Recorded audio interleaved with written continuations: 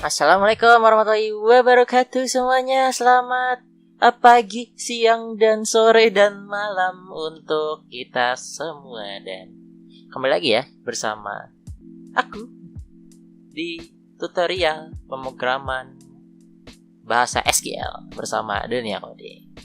Ya, gimana teman-teman kabarnya? Apakah baik semua? Ya, semoga baik-baik saja. Dan bagi teman-teman yang sedang menonton video ini pada saat berbulan puasa, selamat menjalankan puasa. Dan yang lagi nonton pas sahur, selamat sahur. Dan yang nonton pada saat maghrib, maka selamat berbuka puasa bagi yang menjalankan.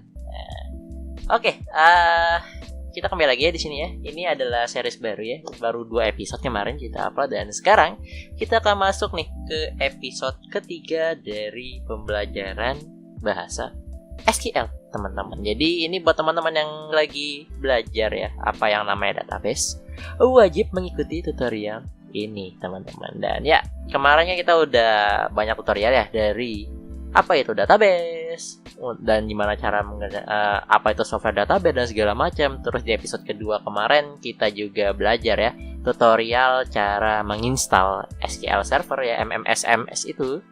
Dan sekarang untuk episode 3 kita akan belajar nih yang namanya UI yang ada di dalam Microsoft SQL Server Management Studio, teman-teman. Jadi ini adalah UI ya. Jadi hari ini kita akan belajar gimana sih cara pakai MSSMS ini sebelum kita masuk ke materi, teman-teman.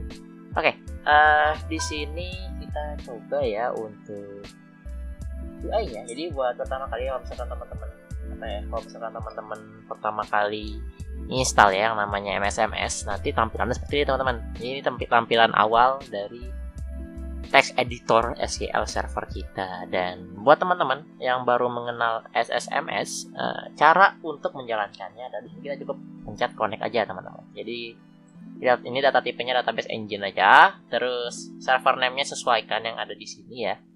Dan ini Windows Authentication gitu. Nah, nanti di sini tinggal connect aja, teman-teman.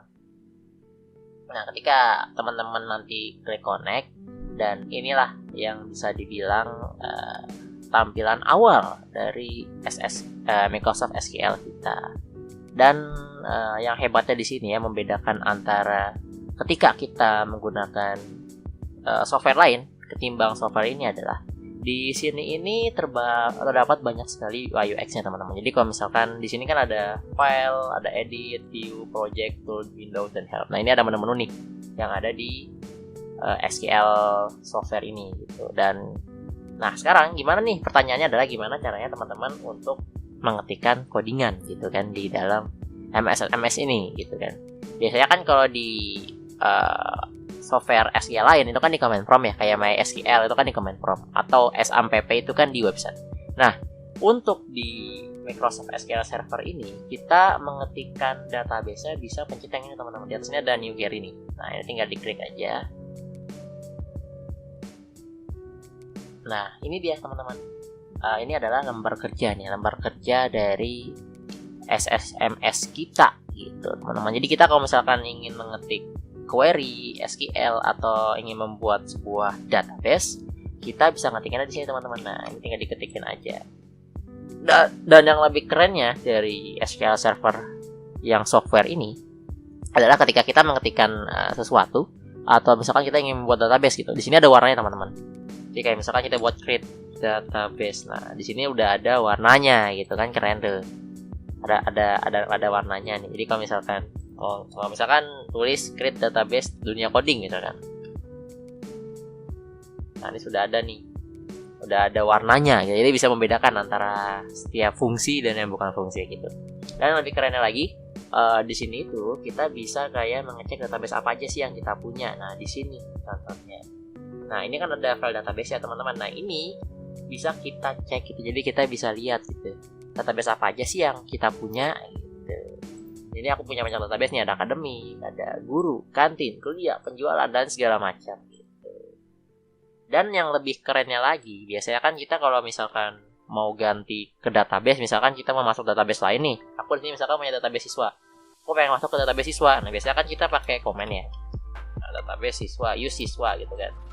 Lalu kita eksekusi. Nah, biasa kan kayak gini. Tapi untuk di sini lebih keren karena dia ini UI ya, teman-teman. Jadi kita bisa langsung nih pindah lewat atas kiri ini. Nah, ini kita bisa minta pindah database pakai yang di sini gitu. Misalkan kita pengen ke rumah sakit gitu. Set gitu. Nah, ini tinggal pindah gitu, teman-teman. Dan mungkin fitur terakhir teman-teman, fiturnya banyak ya teman-teman ya untuk database ini. Cuman ini aku bakal ngasih tahu yang bakal berguna banget gitu. Nah, di sini ada yang namanya database diagram, teman-teman. Jadi di database diagram ini kita bisa melihat nih bentukan database kita seperti apa. Misalkan kalau aku buka database diagram ya, kan di sini banyak nih data database-nya. Biasanya kan kita kalau misalkan mau membuat database itu kita buat dulu rancangannya ya, yang bentuknya kotak-kotak. Nah, di sini kalau misalkan kita sudah membuat, kita bisa melihat kira-kira gimana sih bentukan database kita gitu.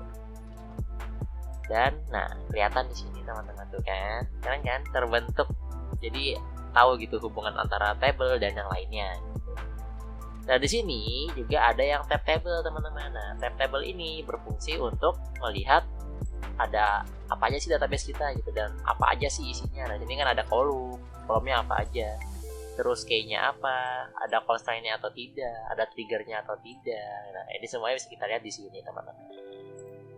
Nah, kurang lebih seperti ini sih. Ini jadi kayak sama seperti MySQL sebenarnya, sama SAMPP. Yang mana membedakan di sini sudah ada UI-nya, teman-teman. Jadi biar kita belajarnya lebih enak gitu. Dan ketika kita mengeksekusi komen dari SQL-nya gitu, kita bisa lihat tuh di bawah sini kayak hasil outputnya.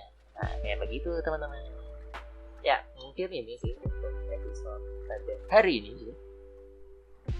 Nah, nanti kita di episode selanjutnya kita akan belajar nih gimana caranya untuk membuat table dan memasukkan data ke table serta menampilkan isi dari data kita di table ya. Mungkin sampai jumpa ya. Mungkin episode kali ini cukup sampai di sini saja ya. Kita belajar UI UX. Dan mungkin teman-teman kalau misalkan ingin coba-coba, bisa dicoba-coba saja dulu. Dan mungkin sekian dari episode kali ini. Jika ada disalahkan lagi salah tuh. Jika ada yang salah mohon dimaafkan. Dan jika teman-teman ada yang ingin tanyakan, bisa tanyakan saja di kolom komentar. Dan jangan lupa untuk like, comment, dan subscribe. Dan sekian, terima kasih. Salam tukang ngetik.